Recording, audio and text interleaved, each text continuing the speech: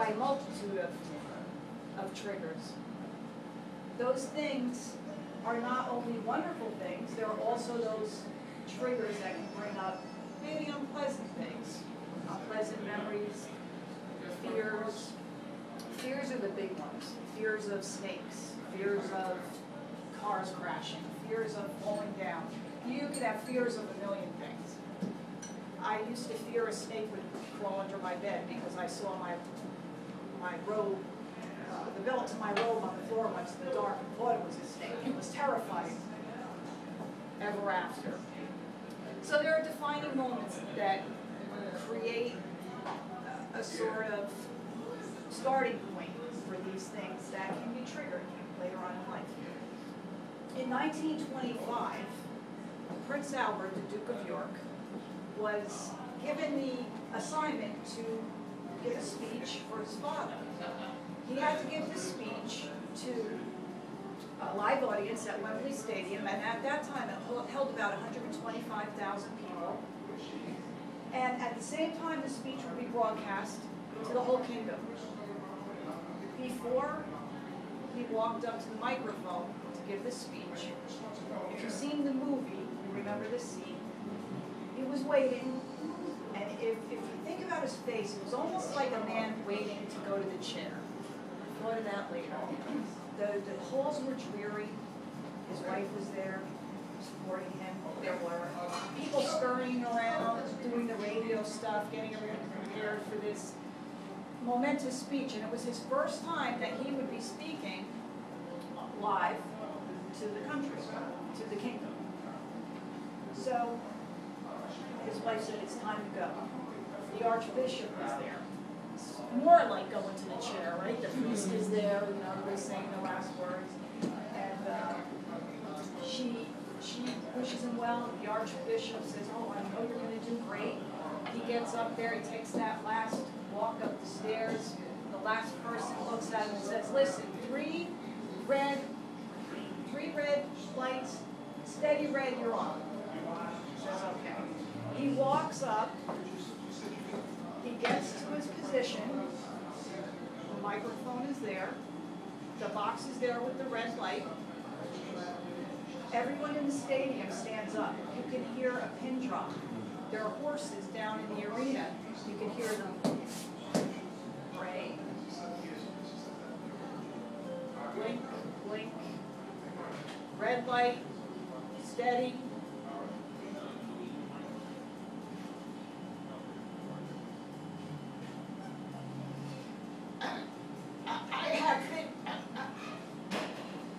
The people in the audience felt worse than he felt. You can see as the time went on before he could get the words out, the long silence, the choking of the words, you can see the audience start to look down, look away. They didn't want to see this. It was horrible for him, but it's horrible for the people in the audience too. We hear that in Toastmasters. People want to see you succeed. They want to see you do well when you're speaking.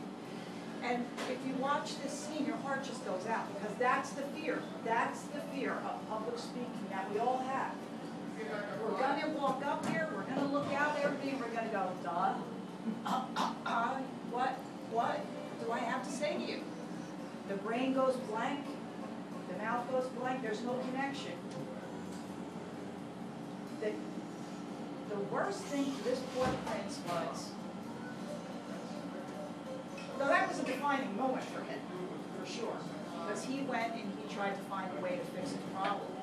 But one of the fears he had was that he might become king, because there were rumbles that his brother might abdicate the throne for a divorced woman, and you probably know that story because he did do that, and Prince Albert did have to take over the throne.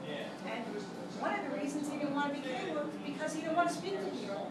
Radio was the big thing, the media was coming up, it was new, and it was something that had to be done.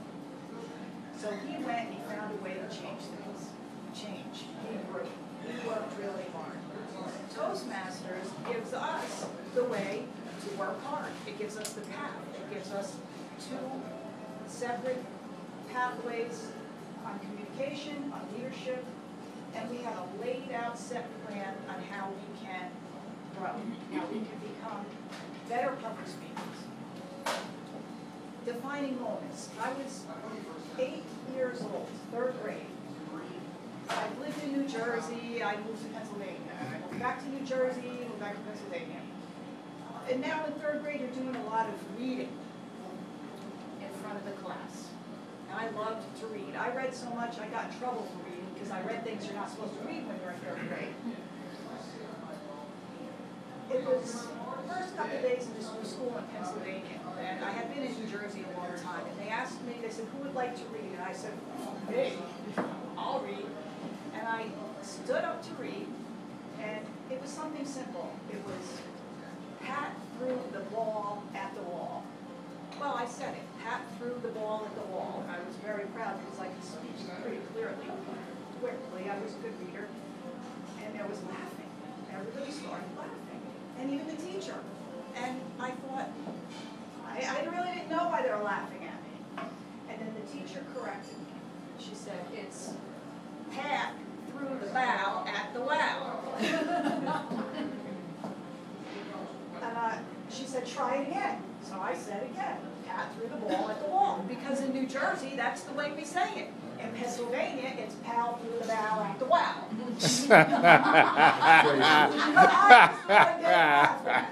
So, it was a humiliation because the whole class was laughing at me. And I don't know if that's the only reason I backed off from speaking much when I was a child or growing or shirking from speech class or doing oral reports.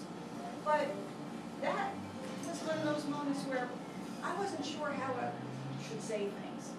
Was it the Pennsylvania? Was it the Jersey? The Jersey, going back and forth. I was tongue-tied at times. But I'm not a king. I didn't have to worry about speaking to the kingdom. And luckily, I did end up finding Toastmasters for everyday use. And we don't have to be kings or queens or famous speakers to benefit from Toastmasters. Toastmasters has shown me A, B, C, D, E, F, G. This is how we learn. We start with our icebreaker, and the icebreaker, for me, I remember it was in that fancy restaurant we used to eat get bread. I got sick of this and took away the bread and the hopes, and finally we went out the door. And it was very, very nerve-wracking. It wasn't as bad as Paul hit the wall with a dog or whatever, but it wasn't easy.